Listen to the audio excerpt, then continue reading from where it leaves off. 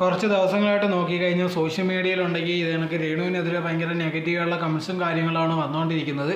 അങ്ങനെയിരിക്കുന്ന സമയത്താണ് ഇപ്പോൾ ലേറ്റസ്റ്റ് ആയിട്ടുള്ള ഒരു പുതിയ വീഡിയോ ഉണ്ടെങ്കിൽ വെളി വന്നിട്ടുണ്ടായിരുന്നു. ബിഷപ്പും അതോടെ തന്നെ രേണുവിൻ്റെ ഫാമിലി ഉണ്ടെങ്കിൽ ഇതിനെക്കുറിച്ചുള്ള കാര്യങ്ങളൊക്കെ സംസാരിക്കുന്നതായിരുന്നു. ആ പെൺകുട്ടി ഉണ്ടെങ്കിൽ വെറുതെ വീഴണം, അവരുണ്ടെങ്കിൽ ഭയങ്കര പാവമാണ്, ഇനിയെങ്കിലും ബുദ്ധിമുട്ടിക്കരുതെന്നുള്ള രീതിയിലൊക്കെ ആയിരുന്നു അതിനകത്ത് പറയുന്നുണ്ടായിരുന്നു. അതിന് മെയിൻ കാരണം എന്ന് പറഞ്ഞാൽ ഇത് കണക്കുണ്ടെങ്കിൽ അവർക്ക് കുറച്ച് ദിവസം മുമ്പ് പിന്നെ ഉണ്ടെങ്കിൽ അസുഖം കൂടുകയും അതിനെ തുടർന്നുണ്ടെങ്കിൽ ആശുപത്രിയിലാവുകയൊക്കെ ചെയ്തിട്ടുണ്ടായിരുന്നു. അതിന് മെയിൻ കാരണം എന്ന് പറഞ്ഞാൽ സ്ട്രെസ്സും കാര്യങ്ങളൊക്കെ ആയിരുന്നു. സോ അതുകൊണ്ടെങ്കിൽ ഭയങ്കരമായിട്ട് പോകുന്നത് കൊണ്ട് തന്നെ ആൾക്കാരുണ്ടെങ്കിൽ ഞാൻ അവരെ ഉപദ്രവിക്കാൻ പാടില്ലെന്നൊക്കെ പറഞ്ഞുകൊണ്ടെങ്കിൽ ഫാമിലി ഒരു വീഡിയോ പോലെ ഇട്ടിട്ടുണ്ടായിരുന്നു. അതിൽ ബിഷപ്പും ഉണ്ടായിരുന്നു. അതിലുണ്ടെങ്കിൽ ഇതിനൊക്കെ കുട്ടിയെ ഋതപ്പം പറയുന്നുണ്ട്, എൻ്റെ അമ്മയെ വെറുതെ വിടണമെന്നുള്ള രീതിയിലൊക്കെ പറയുന്നുണ്ട്.